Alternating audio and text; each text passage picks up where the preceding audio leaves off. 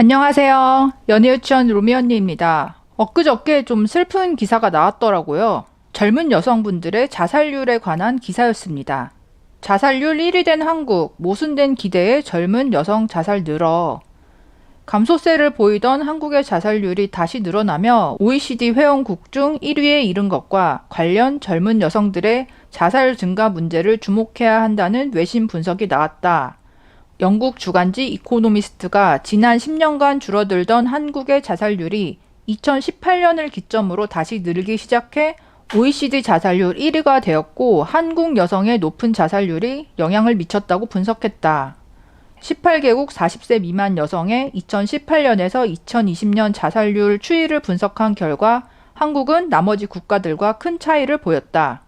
한국을 제외한 17개국의 40세 미만 여성 평균 자살률은 4.6명에서 4.7명으로 소폭 늘어나는 데 그쳤다.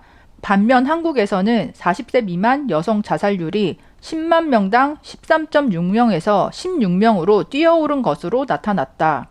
최근 한국의 10대 여성들이 극단적 선택을 시도하는 과정을 SNS로 중계한 사례도 심각성을 보여주는 사례로 언급되었다.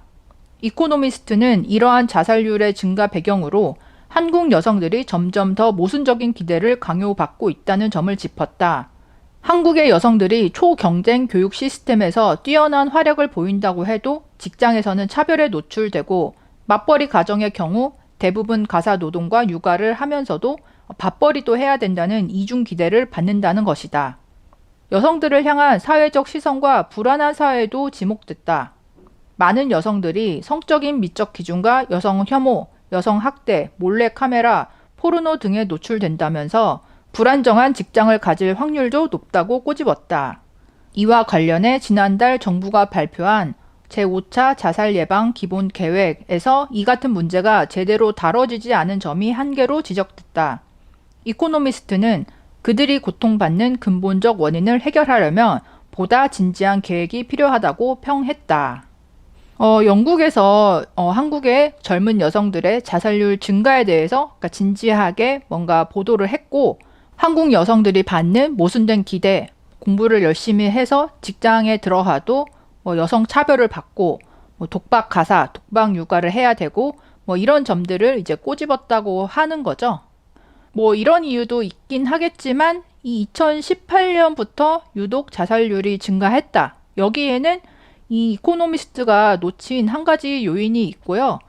제가 봤을 때는 이 요인이 다른 어떤 이유들보다 더 결정적인 이유라고 생각합니다.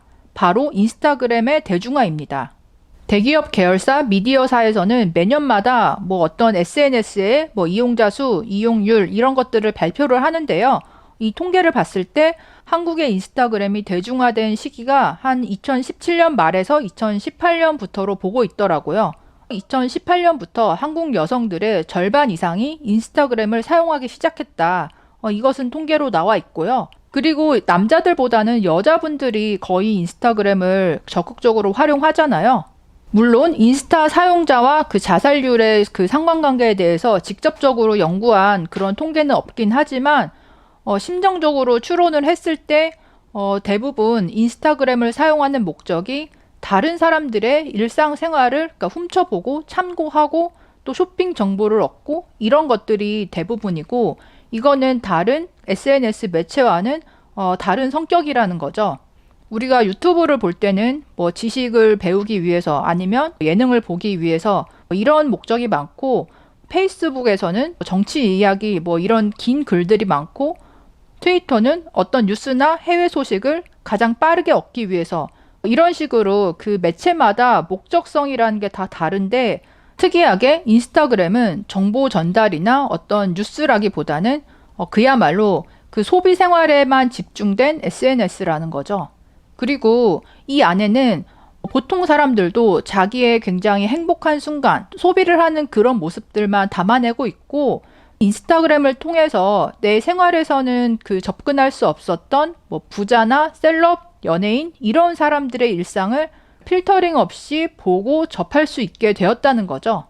그렇다면 이 인스타그램을 하면 할수록 필연적으로 지금 내가 가지고 누리는 것에 만족하고 감사하기보다는 반대로 열등감을 느끼고 자괴감을 느끼게 된다는 거죠. 그렇잖아요. 나는 그냥 평범한 식사를 했는데 인스타그램을 열어보니까 어떤 셀럽 아니면 금수저 딸은 뭐 어디 오마카세에 가서 좋은 식사를 했다거나 백화점 가서 명품백을 소비하는 그런 인증샷을 올렸다거나 그러니까 온통 이런 것만 피드에 보이게 되고요. 또 한 가지는 커플 사진, 뭐 결혼 사진 이런 거를 또 여자들이 집중해서 올리잖아요. 요즘에 프로포즈 할 때 뭐 샤넬백 하나 받지 않는 여자가 없고 프로포즈 장소도 그냥 옛날처럼 어디 펜션 빌려서 이렇게 소박하게 하는 그런 게 아니고요. 뭐 기본적으로 시그니엘 정도 호텔은 잡아서 그 안에 이제 이벤트 업체를 불러서 장식을 화려하게 하고 샤넬백, 뭐 티파니 반지 이런 거를 주면서 프로포즈를 하는 게 인스타그램 안에서는 국룰처럼 됐다는 거죠. 이런 문화가 옛날에는 정말 뭐 잘 사는 사람들의 문화였다면 인스타그램을 통해서 너무 이제 노출이 많이 되다 보니까 이제는 뭐 중산층, 나아가서 서민들까지 결혼의 기준, 프로포즈의 기준, 뭐 좋은 남자친구의 기준이 너무 상향 조정이 되어 버렸다는 거죠. 그리고 이렇게 변한 인식은 되돌릴 수가 없고요. 하지만 내가 버는 소득 수준, 뭐 내가 만날 수 있는 남자의 수준은 뭐 예전과 별로 다르지 않잖아요. 이 갭이 커지면서 무리해서 땡겨서 그 소비를 한다거나 아니면 내가 그 정도 기준에 맞춰서 연애나 결혼 못할 바에는 아예 안 해버리자. 이렇게 이제 양극화가 되는 경향이 있는 것 같고요. 여자들은 또 그 주변 집단에 민감하기 때문에 여자로서 가지는 그런 우울감, 박탈감, 열등감 이런 것들이 누적이 되면서 정신 건강에 악영향을 미치고 또한 이것이 자살률로도 이어질 수 있겠다. 그러니까 이런 생각이 들었습니다. 지난 영상에도 어떤 분께서 비슷한 의견을 남겨주셨어요. 개인적으로 드라마와 SNS 두 개가 한국 여자를 망쳐놨다고 봅니다. 미국 같은 데는 한국보다 연봉이 훨씬 더 높은데도요.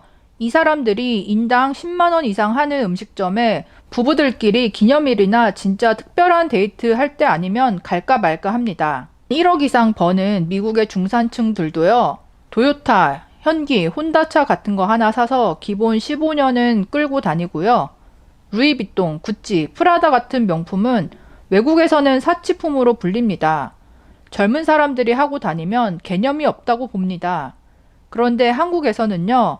남자친구가 아반떼 타면 쪽팔려요. 가방 300만 원은 기본템이고 철마다 해외여행에 1인당 2만 원, 3만 원 하는 음식을 사줘도 남친이 돈 아끼는 것 같아요 라는 말을 합니다.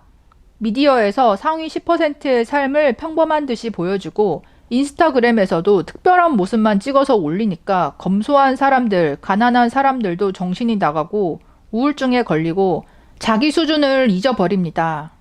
물론 남자들도 비슷한 사람들이 있습니다. 예를 들어 남자 카푸어는 차를 유지하려고 돈을 더 벌다가 나중에 안 되면 팔기라도 하는데 지금 20대, 30대 여자분들은 90%는 경제관념이 망해 있다고 보면 됩니다. 안 그래도 한국 사회가 참 비교 문화가 심한데 이 SNS, 특히 인스타그램이 침투하기 시작하면서 특히 여성분들 사이에서는 더더욱 정신건강에 악영향을 미치지 않았나라는 생각이 듭니다. 참 안타까운 현상인데요. 여러분들은 어떻게 생각하시나요? 댓글로도 의견 남겨주세요. 그럼 다음에 또 만나요. 안녕.